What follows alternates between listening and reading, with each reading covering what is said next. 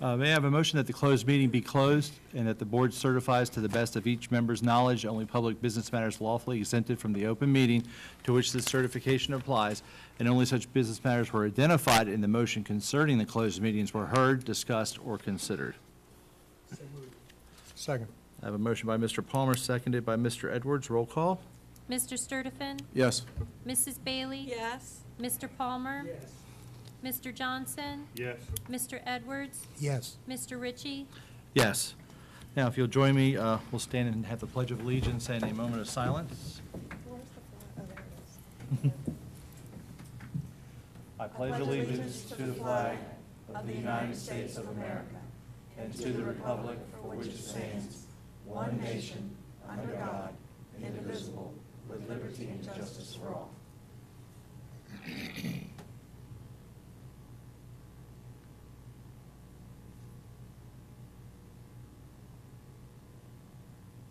Thank you.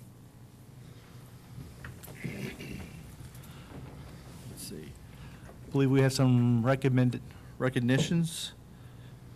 And after the recognitions, if the students will stick around long enough, we'd like to come down and speak to you individually, the board members. Do you have those, Mr.? No.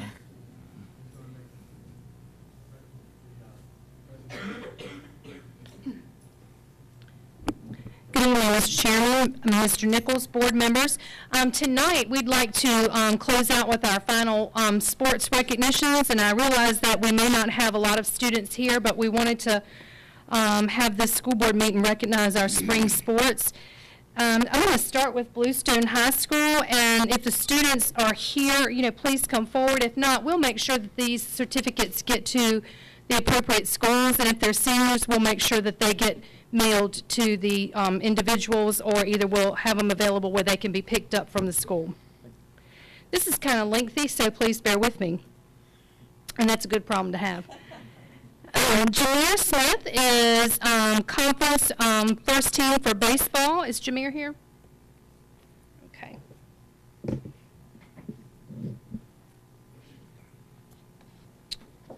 Aaron Baskerville also is first team for baseball. Cooper Carter, he is first team for the conference for boys soccer. Cooper?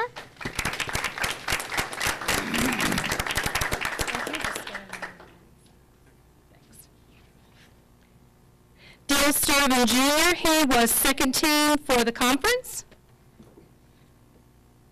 Jonathan Thurston was second team soccer for the conference.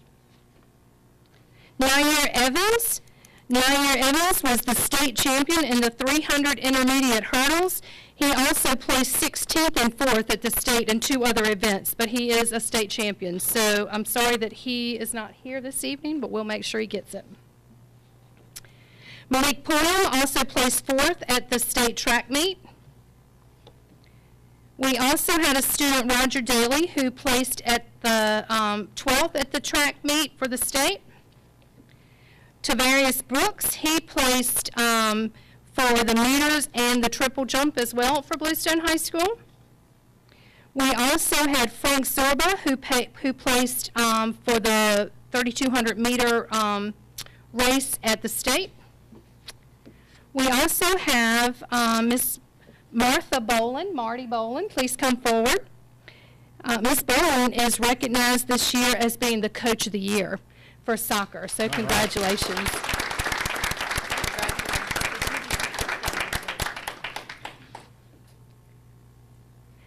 We'd like to also recognize Ann Taylor Williamson. She is the Player of the Year for the conference. Ann Taylor?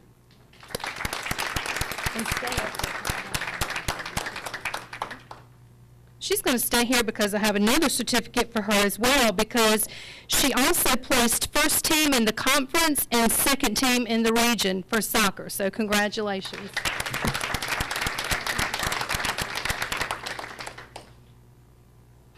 April Newton placed first team for the conference and second team for the region for soccer.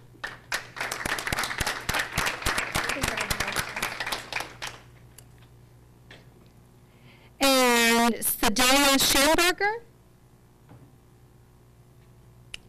Let's give her a hand,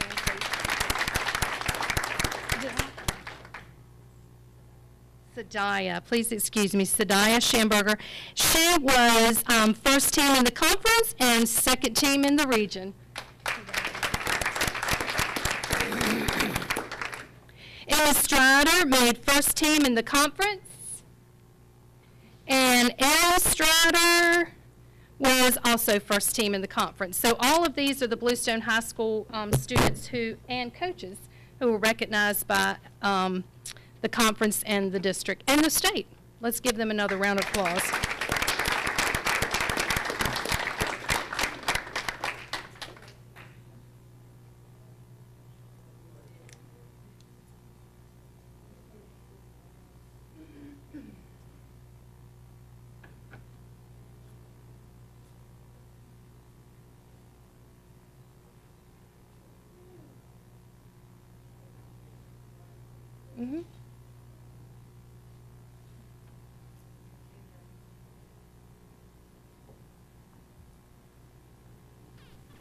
All right, we're going to continue on with Parkview High School, and again, I'm not sure if any students are here to receive these, but I'll make sure that they are given to them or their principal.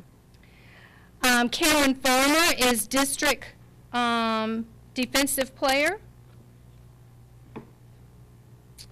Tyson Crow is first team all-district and first team all-conference for boys soccer. Yes?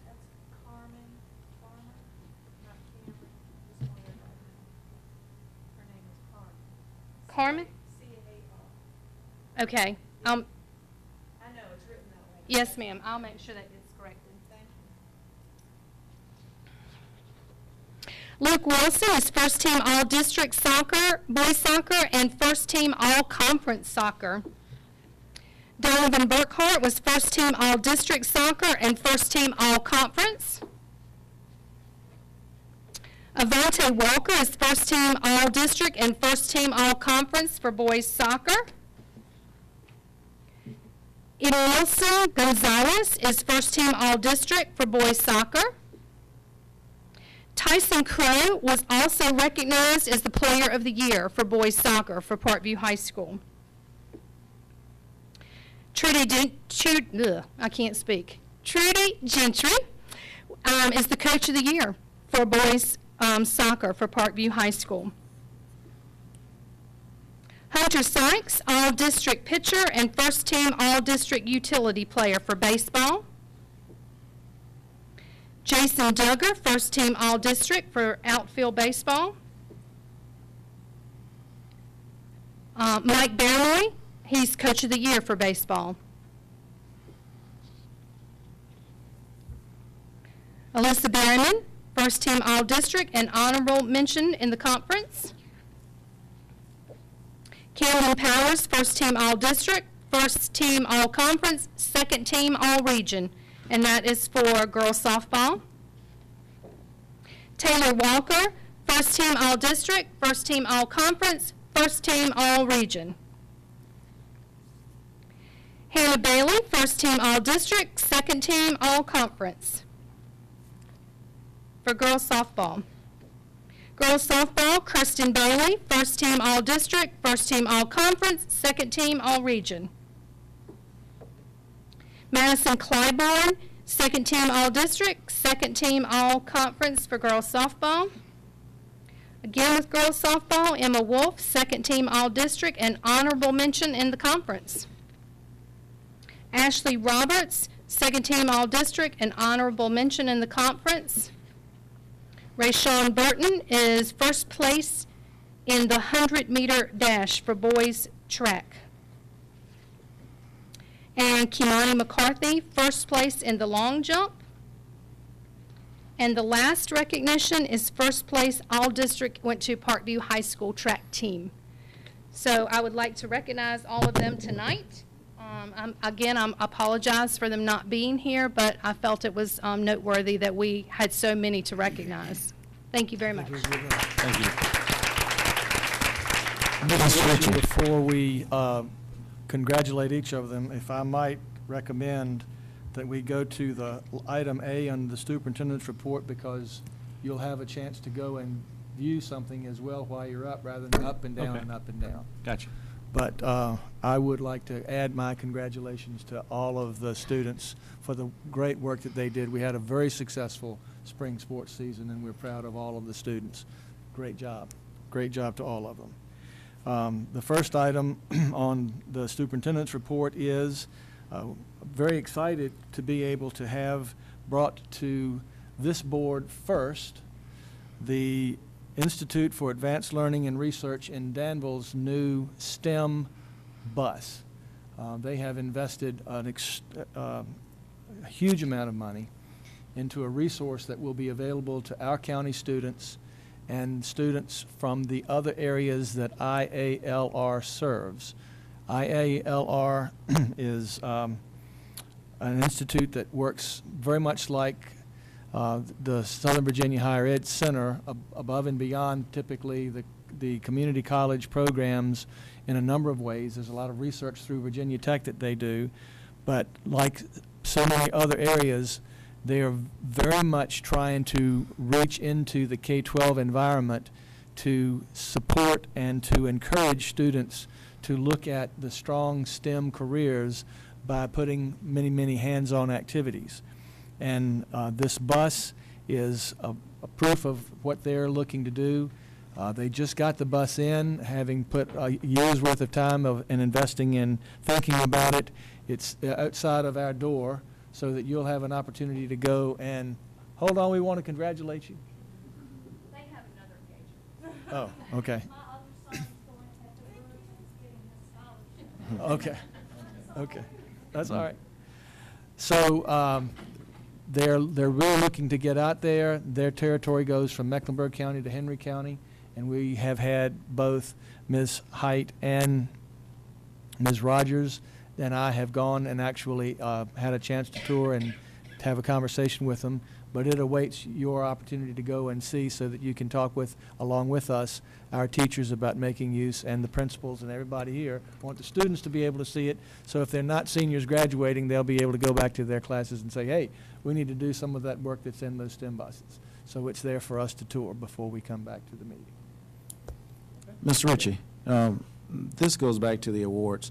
I think it's important to point this out. We have a coach of the year, girls soccer. Several years ago, Marty Bowling came before this board, well before I was a school board member, asking for permission from this board to have a girls soccer program. And some of the young ladies that are there never thought it would be possible. But I just want, it is important because she stepped forward and came to this board to ask for a girls program. And then we have these girls that are doing such an exceptional job. I just want to point that out. Thank you.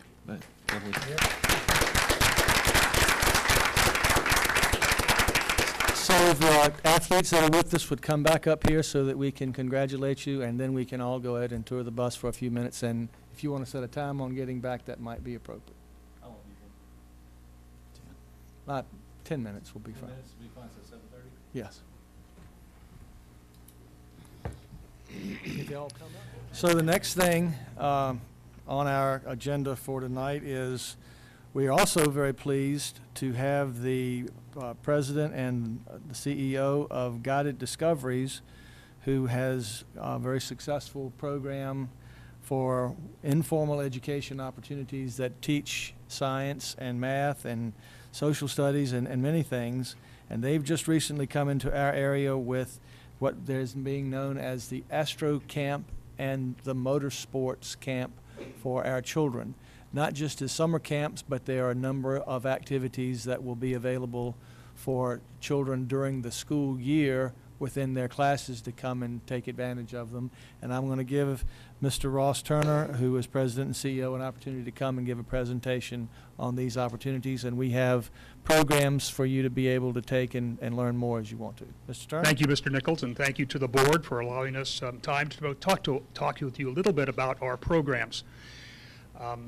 I am Ross Turner, as Mr. Nichols said. I'm from California, where we established nearly 40 years ago a series of what we call outdoor education programs in California. One is called Astro Camp. We have another called the Catalina Island Marine Institute that are all hands-on, participatory kinds of science programs. We had the opportunity this last year to acquire this camp in Clover, Virginia, and it is such an exquisite piece of property, we could not turn down the opportunity, and we felt that the program, our Astro Camp program, we could duplicate on the East Coast very well. We also took over what had been called Camp Motorsport, and we have that portion of the facility, which was a summer camp, but during the school year, it will turn into STEM education because there are lots of fun and neat things we can do around the motorsport industry for this area.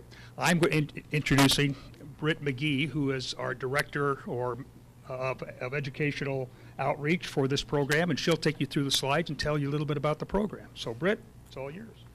All right, hello.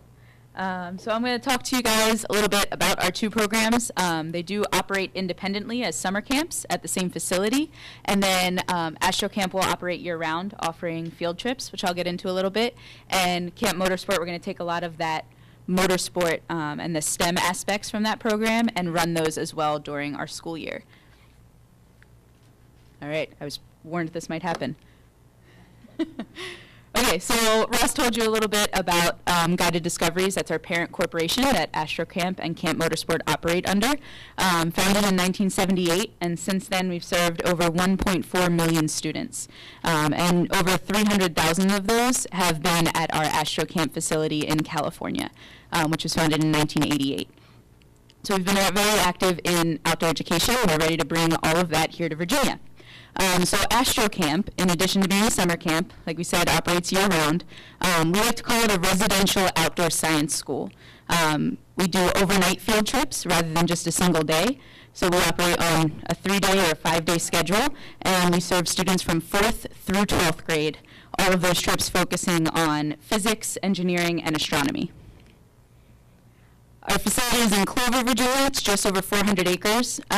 In the top right of the screen, there is our Astro Labs. It's a barn that we've converted into all of our lab spaces. We have a full-service dining hall that serves buffet-style meals, so all of our visitors get 3 meals a day. We have dorm-style housing, which does mean bunk beds, but it also means air conditioning and heating and attached bathrooms and showers, so no one has to run outside in the middle of the night. And we have Lake Orion, which is just over 15 acres. We have lots of waterfront activities down there. You'll also see a lot of track in that picture. So Camp Motorsport is very prominent in this aerial shot, and we'll get into that a little bit later. So I call it Astro Camp. Science is hard. Science is really hard to teach to students as well.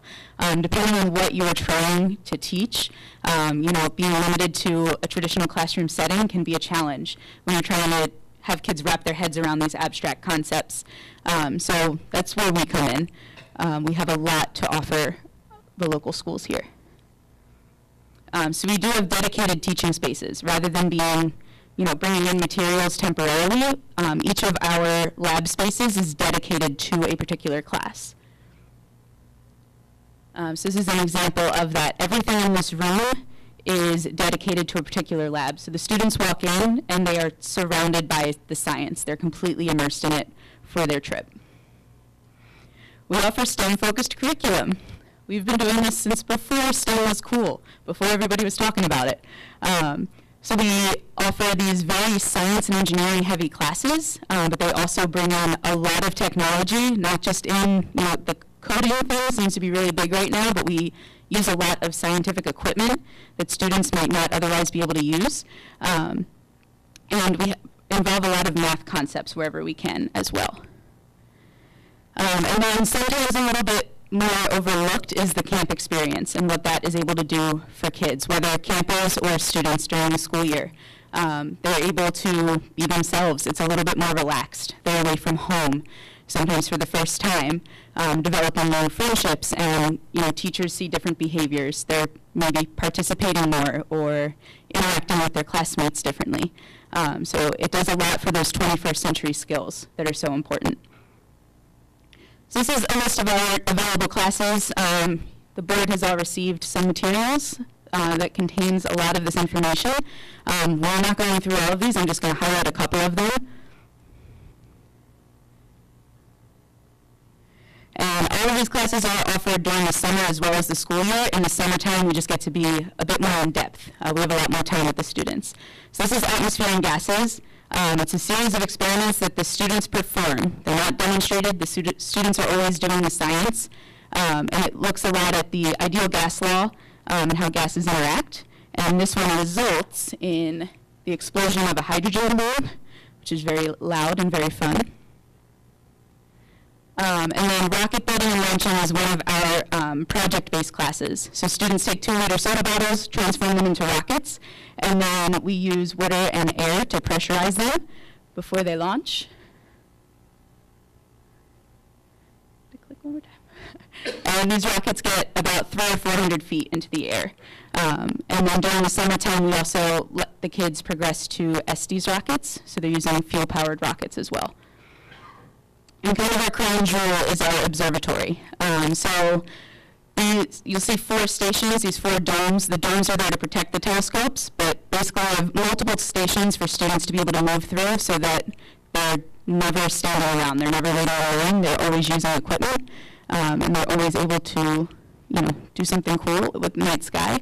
Our center scope is a 14-inch diameter SCT computerized scope, which can find anything that you want it to in the night sky, and there's a CCD camera, which is able to take deep space images such as this one.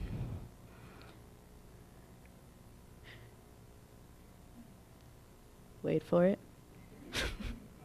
Which students can then take home with them as well and give them digital copies of those.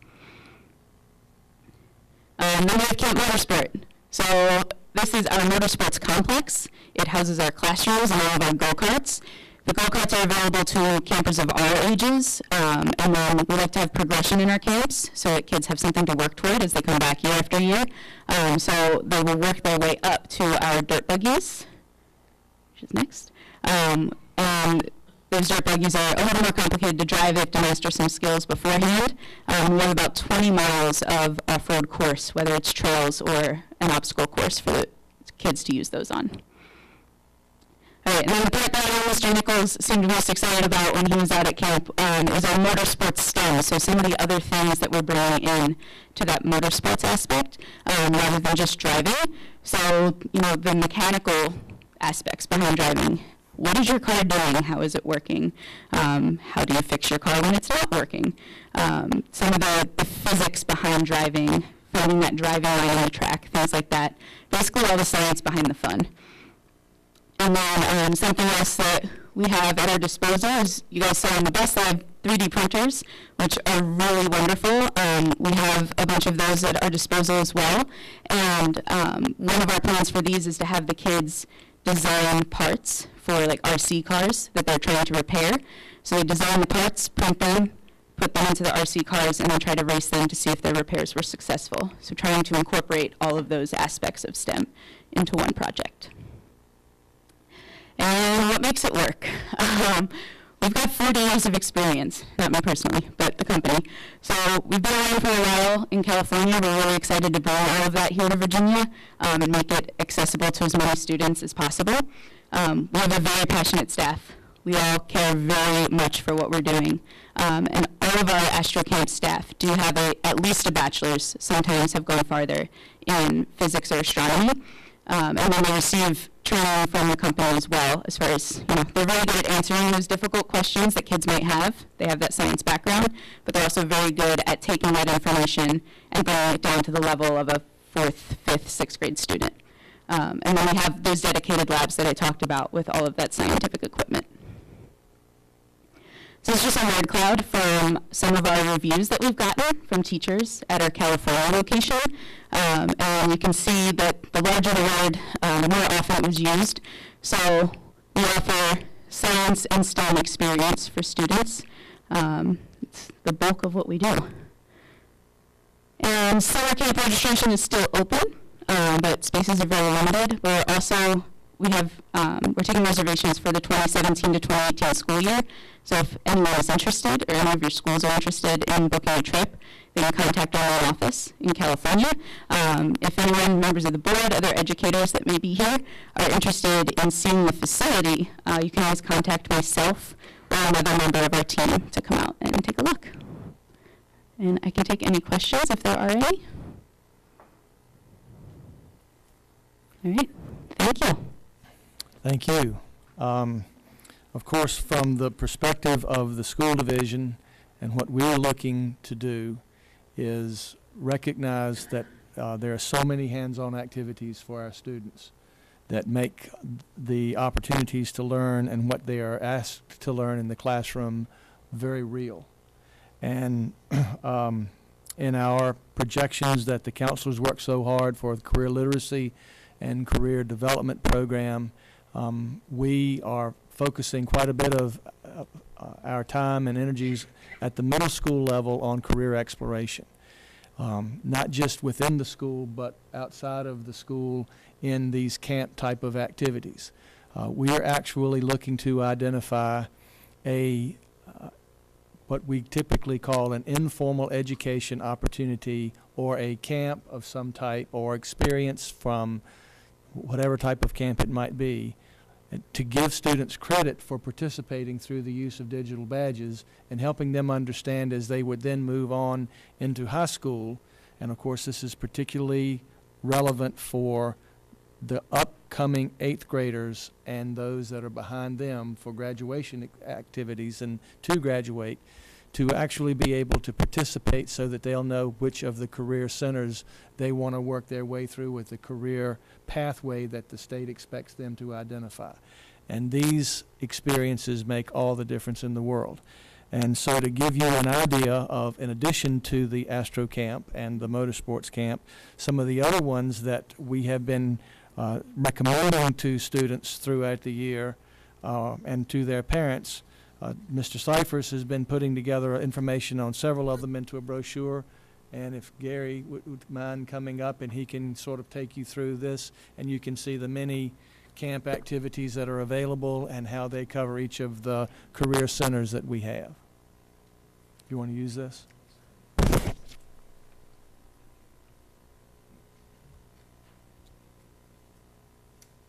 Good evening, Mr. Chairman, Mr. Nichols, board members. As Mr. Nichols pointed out, we have some different options that are available with our summer camps, and they fit into a wide variety of our 6 career centers. Some of them may fit in one, some of them may fit into multiple career centers. But we've tried to strengthen our partnerships with the various organizations where we have opportunities for students to participate in the the camps. You'll notice the first one lists multiple camps that students are able to complete at the Lake Country Advanced Knowledge Center in South Hill. Some of them are free, some of them do come with a cost. Usually the cost is very minimal for them to be able to participate in those camps. And sometimes there are multiple sessions of those camps depending on how popular they are. And they always generally send this to our schools each year. They'll send out a list of those that are available for students to be able to take part in. So that just lists some of them that they're able to do for the Lake Country Advanced Knowledge Center there. If you have any questions, I'll be glad to try to answer about those camps that they have. And again, they fit in multiple career centers. You know, for example, Mr. Nichols mentioned STEM, our STEM Career Center, the chemist, any of those things would fit in there. The fun with DMA, the engineer camp, as well as they do some other things as well, like our arts, where you'd have the summer painting. The law enforcement, pre-law enforcement would fit into our Law and Leadership Academy. And if you flip on a little bit further in, we also have worked with 4-H. The 4-H, it lists multiple summer camps that are available for our 4-H, and a lot of those would fit, of course, into our Environmental Sciences Career Center cluster. And then as well as we're also partnering with the Higher Education Center in South Boston, and they have an Explore Manufacturing summer camp. We are scheduled to have 2 sessions right now. We're waiting on final numbers for enrollment. The enrollment period closed on Friday, so we're waiting to hear back from them to see how many students they had interested in that. And we'll work with them and we'll provide transportation for the students to South Boston. The transportation will be provided from the elementary school at South Hill Elementary and from here for the folks on this side of the county. Each day, and that will be a week long, and they'll also participate in a day field trip as well. And that will explore welding, precision machining, and mechatronics, which is something, precision machining is a program we're looking at possibly implementing for the next, for the 18-19 school year as a dual enrollment option. So we're going to give some students some chances to explore that as well. No, ma'am. The one at the Higher Ed Center is free. And again, we'll provide transportation to that. And it's a 4-day camp, and lunch is also provided. Do you all have any questions? And we know that there are many other camps, some that are church-based camps, some that are like at the theater. The Colonial Theater had a big advertisement for camps that they have. All of these are experiences that are important for our students as they look to their future and see what they like to do in the applications with real-world jobs and making the connections between the informal education activities and the formal education activities.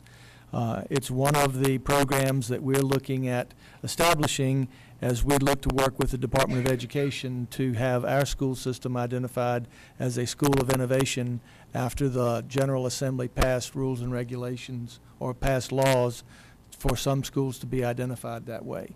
So we think that this is going to give us a real opportunity for our children to really see the benefit of the education that they're getting for careers in the 21st century. Yes, sir.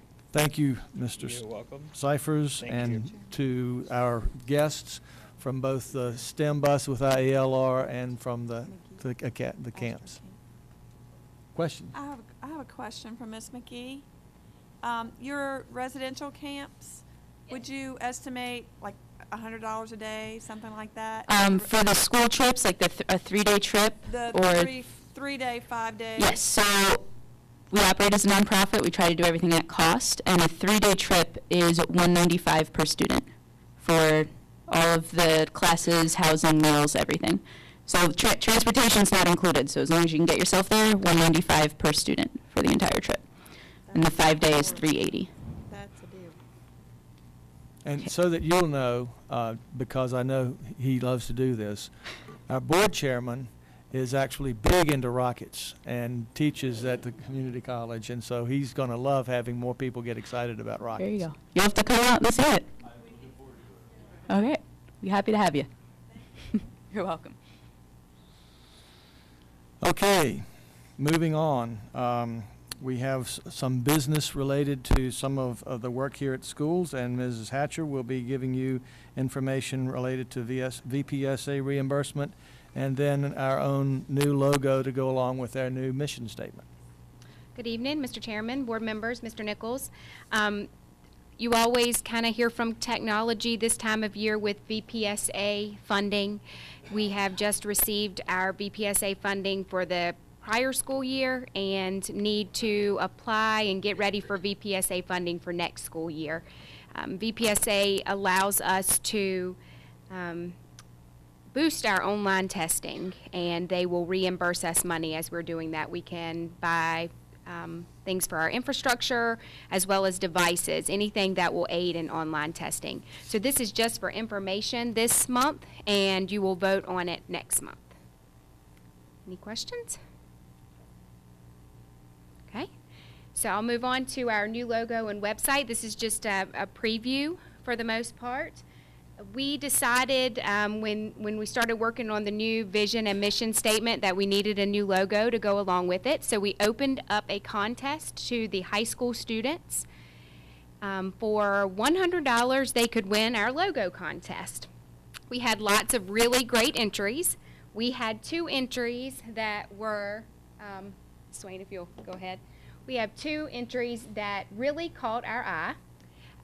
Olga Martin and Alyssa Hughes. We desperately wanted them to come to a school board meeting together, but Olga was an exchange student from Spain and had to go back home. And Alyssa was on the soccer team that was busy during the last school board meeting and couldn't make it. So we asked these 2 ladies to join forces and put their logos together because we liked aspects of both of the logos. The Mecklenburg County Business Education Partnership sponsored the logo. They, I reached out to them for the $100 Amazon card for the students that would win. And then when I realized that we had two that we really liked. I reached out to them again, and they were so gracious as to do $100 Amazon gift cards for both of these ladies. Because they couldn't be here in May or tonight, Gina Larimore was so nice to meet me. It didn't even take very long. She met me at Bluestone High School, and she presented it to the girls as well. So the next slide shows what the new logo looks like. They worked with Jason Winter on our technology team and made it digital because they had done hand-drawn. As you can see, the logo is, it can be tailored to whatever we want. So this is different, these are different things throughout that we'll be using it for. I've been talking to Mr. Dalton, and he's going to do one for the maintenance department as well. Along with it, as we keep going, there is, this is a preview of what our new website is going to look like with the logo on it. You can kind of see that we've changed up the way everything looks. And the next slide shows where there's some school board information as well as compliance with language. And also that the website is compatible with your mobile devices, iPhones. So that bottom right-hand picture shows that you can move it in and out, and you'll be able to see the website on your device without having to scroll over. So this is just mostly a preview to kind of show you what we've been up to, and kind of give you a sneak peek. Any questions?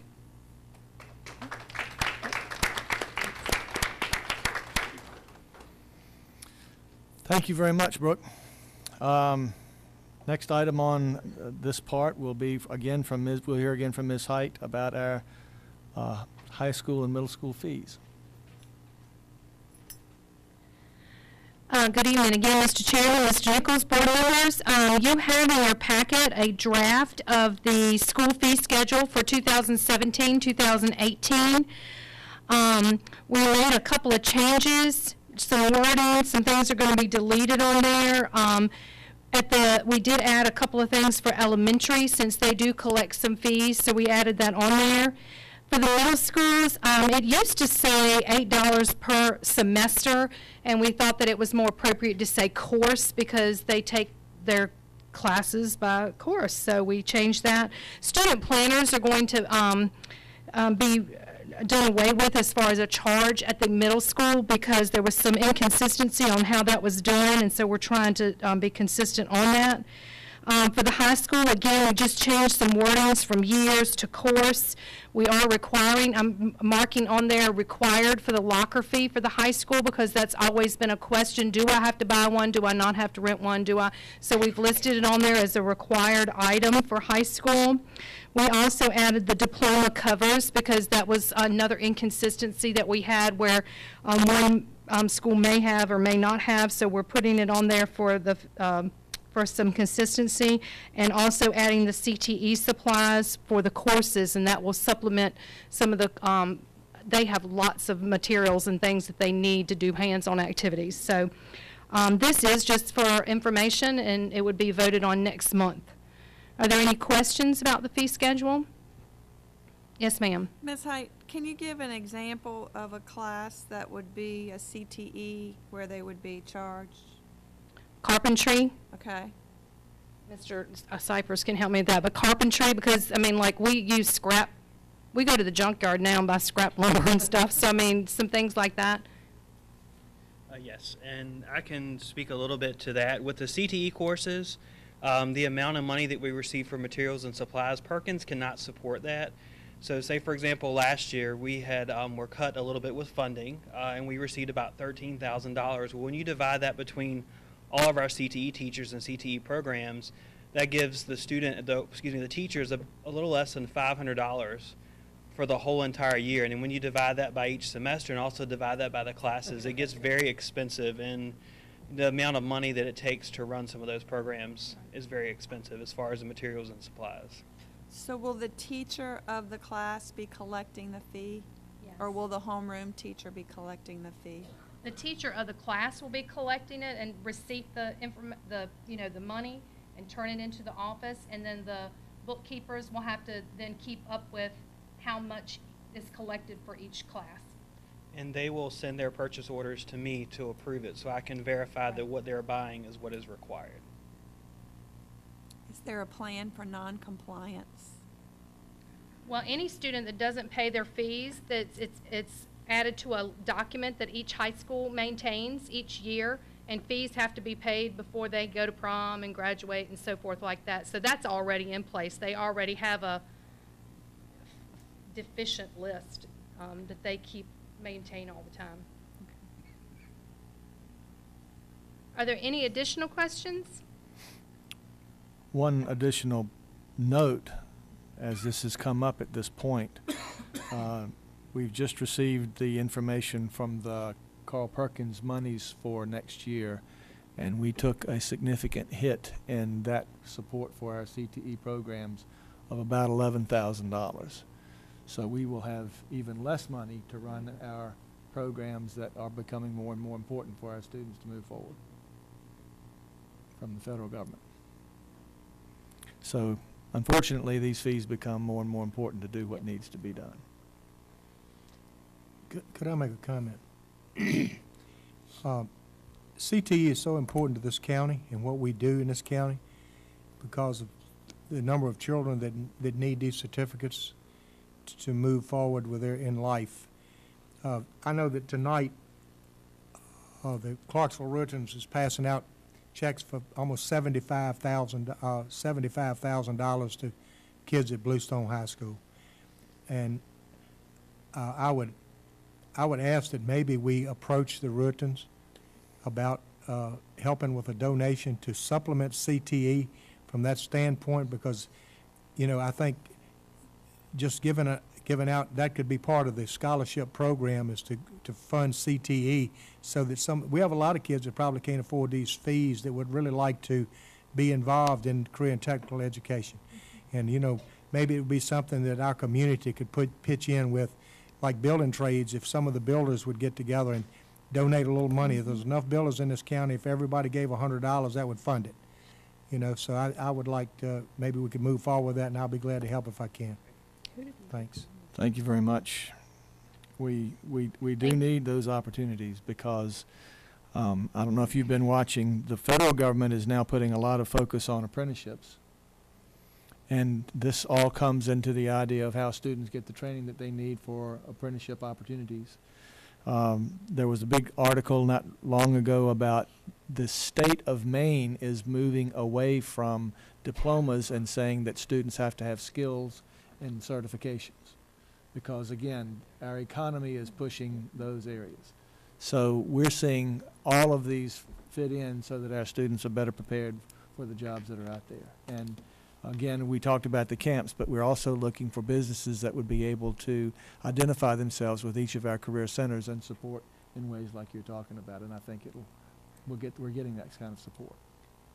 I have one other question. When our students take dual enrollment classes like welding and the high performance mechanics and things that they do at Advanced Knowledge Center, are there lab fees with those classes? Not to my knowledge, Alan. I know we pay tuition for that, but does the student, is there a lab fee that the student has to pay? Okay. Not to my knowledge. Thank you. Any Not other yet. questions? Not yet. He Not said yet. that. Right. And some of the ones we're exploring for the fall, like the cosmetology, there will be, you know, some fees incurred with that. Okay. Thank you. Huge fees. Anything else? Thank you. Thank you. Okay, next we will be hearing from Mrs. Alga with some another set of policy revisions we would like for you to consider before we put them in place. Good evening, Mr. Chairman, board members, Mr. Nichols. We have for you tonight Section E for the Mecklenburg County Public Schools Policy Manual, and that has to do with support services. There are 5 revisions in this entire section. I've given you a summary of what those revisions are all about. Most of them have to do with legal references and a few wording changes, and you will see on those changes that I've included in those attachments where if there are deletions, there are strike-throughs, and then if it's added, they're underlined. So anyone have any questions about any of those policy revisions or changes. So this would be a review of Section E, and then just those 5 changes within those 5 policies. I guess we're voting on that next meeting. Yes, this is information only this evening. I would also bring to your attention as we have this discussion, the policy changes that you're getting to review are the policy changes recommended by the School Board Association, because we have, we partnered with them to take their policies as they update them by legislation. The school board has the right to add to these policies or regulations, as has been done in the past. But we need to make sure that we're staying on top of those, because we've had discussions about policies that we can't find from the past.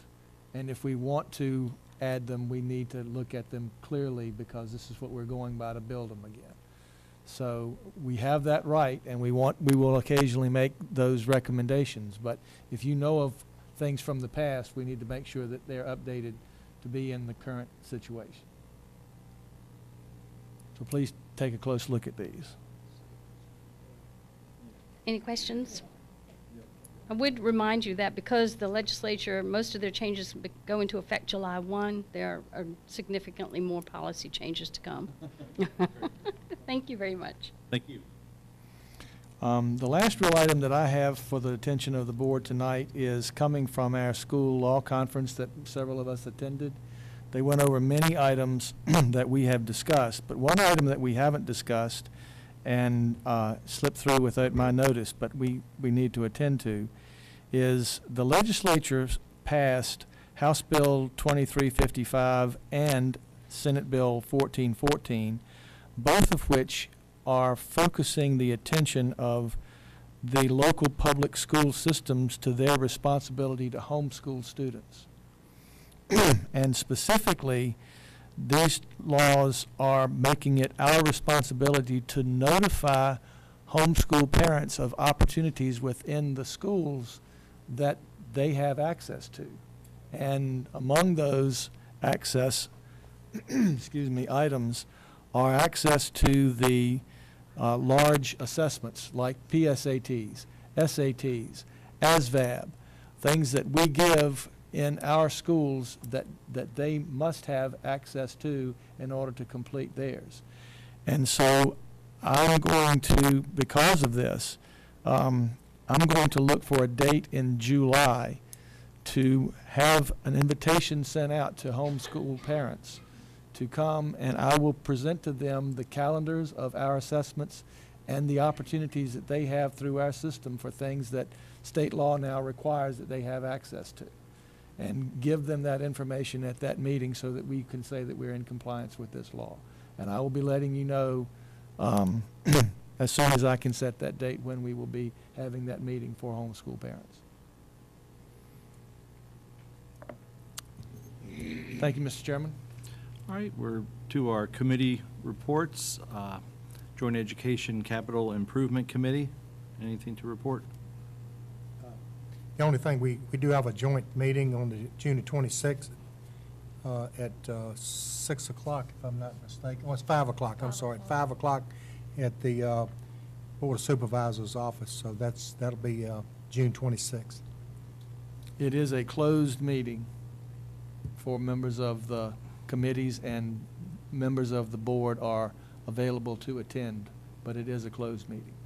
Okay. How about the Finance Committee? Yes. Yes, Mr. Chairman, the Finance Committee met today at 4 o'clock. We reviewed the bills, and we also heard about something that we'll be voting on later this evening that we will have a recommendation for. There are 2 dates that we need to set. We need to have a final meeting to approve our last bills for this fiscal year. I'd ask each of you to consider June 26th at 4:30, which would be a half hour prior to our Joint Education Committee meeting, because some of us already have to be here. But isn't that a Board of Supervisors? Joint Education? It is, but Oh. it's the Joint Education Okay. Committee. So 3 of us are gonna be here in Boynton already Right. on June 26th. So if we could meet, because it's gonna be a brief meeting to pay the rest of the bills for the year. So I'd ask for you to consider June 26th at 4:30 and get back with Mr. Nichols or with Paula with your preference on that. But Mr. Edwards and I would really appreciate that. The other date I'd ask you to consider as well, some of us will be in Richmond on July 17th for some VSBA meetings. So that would have been our regularly scheduled Finance Committee meeting, but we would like to change that to July 18th at 5 o'clock for that Finance Committee meeting.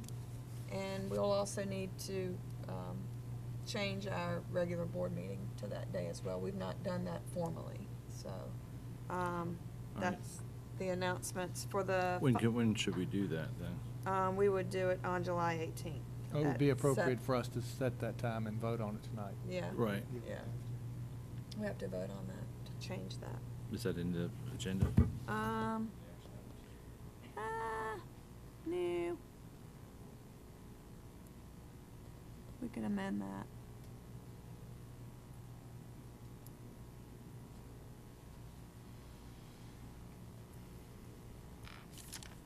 So, that's all that I have for finance. Thank you.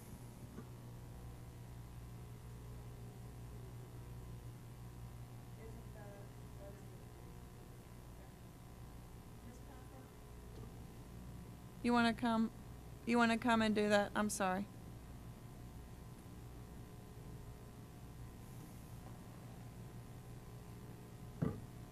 Good evening, Mr. Chairperson, board members, and Mr. Nichols.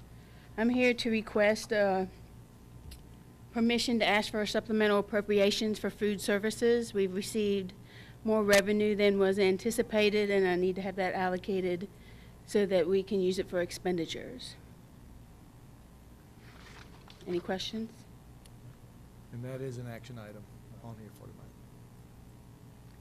And the other thing is for the Link Grant, which funds our alternative ed program. We need board approval to go ahead and participate in that program. Brunswick County is the fiscal agent. We received $211,000, which funds pretty much everything in alternative ed. Any questions? Thank you.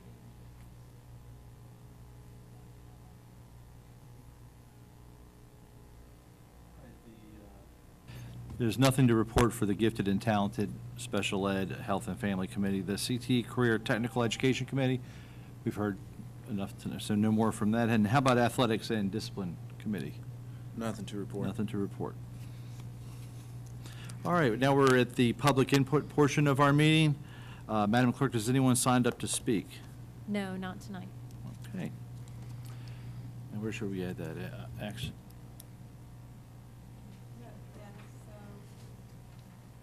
Mr. Chairman, I make a motion that we add action item 10, MNO, to change our meeting date for July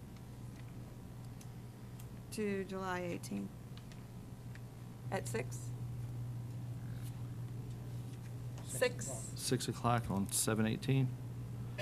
So we have a motion to amend the agenda to add moving our meeting, our regularly scheduled meeting from 7/17 to 7/18 at the same time.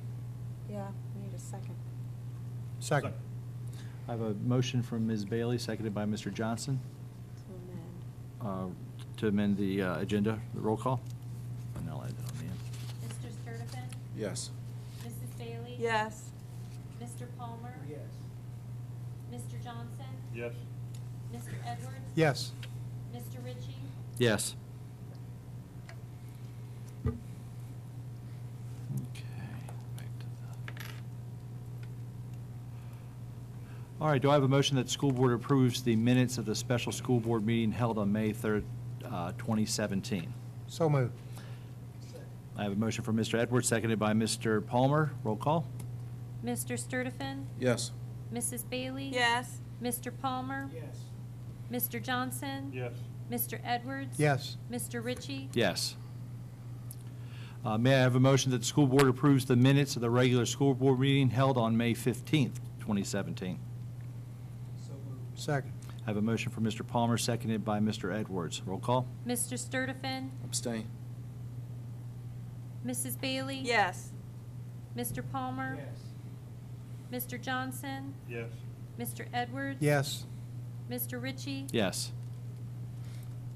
May I have a motion that the school board approves the minutes of the special school board meeting held on May 26, 2017? So moved. I have a motion by Mr. Edwards, seconded by Mr. Palmer. Roll call. Mr. Sturtevant? Abstain. Mrs. Bailey? Yes. Mr. Palmer? Mr. Johnson? Yes. Mr. Edwards? Yes. Mr. Ritchie? Yes. I have a motion that the school board approves, the finance committee approves payment of the bills. Do I have a second? Second. Roll call. Mr. Sturtevant? Yes. Mrs. Bailey? Yes. Mr. Palmer? Mr. Johnson? Yes. Mr. Edwards? Yes. Mr. Ritchie? Yes. May I have a motion that the school board approves the personnel recommendations? So moved. Second. I have a motion from Mr. Sturtevant, seconded by Mr. Edwards. Roll call. Mr. Sturtevant? Yes. Mrs. Bailey? Yes. Mr. Palmer? Mr. Johnson? Yes. Mr. Edwards? Yes. Mr. Ritchie? Yes. And now, do I have a motion that the school board approves the superintendent's recommendation regarding student matter SD 2016-2017-07? So moved. Second. I have a motion from Mr. Sturtevant, seconded by Mr. Edwards. Roll call. Mr. Sturtevant? Yes. Mrs. Bailey? Yes. Mr. Palmer? Mr. Johnson? Yes. Mr. Edwards? Yes. Mr. Ritchie? Yes. May I have a motion that the school board approves the federal programs applications for Title I, II, III, and V? So moved. I have a motion from Ms. Bailey, seconded by Mr. Palmer. Roll call. Mr. Sturtevant? Yes. Mrs. Bailey? Yes. Mr. Palmer? Mr. Johnson? Yes. Mr. Edwards? Yes. Mr. Ritchie? Yes. May I have a motion that the school board approves the 2017-2018 Code of Conduct? So moved. I have a motion from Mr. Johnson, seconded by Mr. Palmer. Roll call. Mr. Sturtevant? Yes. Mrs. Bailey? Yes. Mr. Palmer? Mr. Johnson? Yes. Mr. Edwards? Yes. Mr. Ritchie? Yes. May I have a motion that the school board approves the school lunch price increase? So moved. I have a motion from Ms. Bailey, seconded by Mr. Palmer. Roll call. Mr. Sturtevant? Yes. Mrs. Bailey? Yes. Mr. Palmer? Mr. Johnson? Yes. Mr. Edwards? Yes. Mr. Ritchie? Yes. May I have a motion that the school board approves the policy EFR child nutrition unpaid meal balance? So moved. I have a motion from Ms. Bailey, seconded by Mr. Palmer. Roll call. Mr. Sturtevant? Yes. Mrs. Bailey? Yes. Mr. Palmer? Mr. Johnson? Yes. Mr. Edwards? Yes. Mr. Ritchie? Yes. May I have a motion that the school board approves the revisions to the policy JHCF student wellness? So moved. Second. I have a motion by Ms. Bailey, seconded by Mr. Sturtevant. Roll call. Mr. Sturtevant? Yes. Mrs. Bailey? Yes. Mr. Palmer? Mr. Johnson? Yes. Mr. Edwards? Yes. Mr. Ritchie? Yes. May I have a motion that the school board approves the request for supplemental appropriations for school food? Mr. Chairman, the Finance Committee recommends that this appropriation be made. Okay, roll call. Mr. Sturtevant? Yes. Mrs. Bailey? Yes. Mr. Palmer? Mr. Johnson? Yes. Mr. Edwards? Yes. Mr. Ritchie? Yes. I have a motion that the school board approves the participation in the LINK grant. Mr. Chairman, this Finance Committee recommends that we participate in the LINK grant. Second. Okay, roll call. Mr. Ritchie? Yes. Mr. Sturtevant? Yes. Mrs. Bailey? Yes. Mr. Palmer? Mr. Johnson? Yes. Mr. Edwards? Yes. Do I have a motion that the school board approves the new contract for the superintendent? So moved. Second.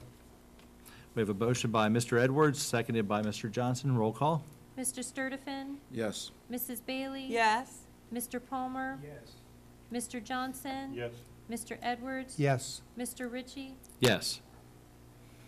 And now I have, let's see, a motion, to move the school board meeting, our next regularly scheduled school board meeting from 7:17 to 7:18 at 6 PM. So moved. Second. I have a motion from Ms. Bailey, seconded by Mr. Edwards. Roll call. Mr. Sturtevant? Yes. Mrs. Bailey? Yes. Mr. Palmer? Yes. Mr. Johnson? Yes.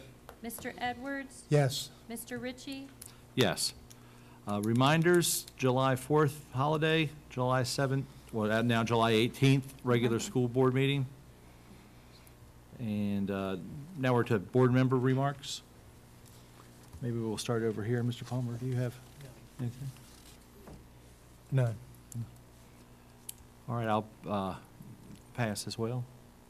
Or I don't even. Yes, just want to congratulate again all of the athletes that we recognized tonight.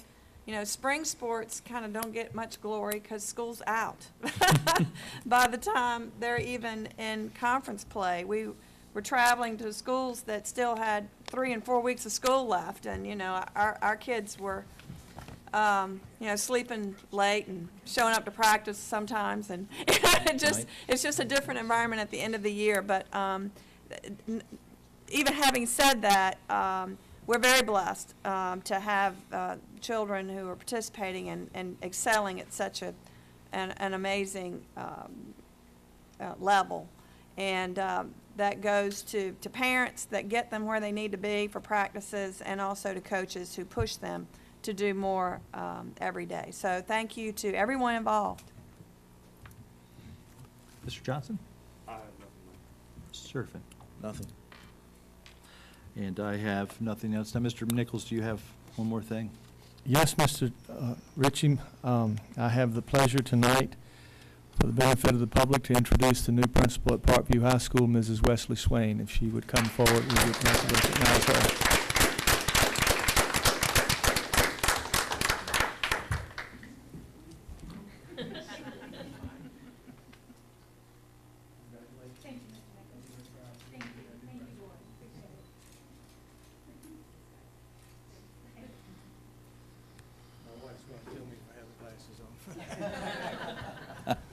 We may need to do that over again. The truth comes out.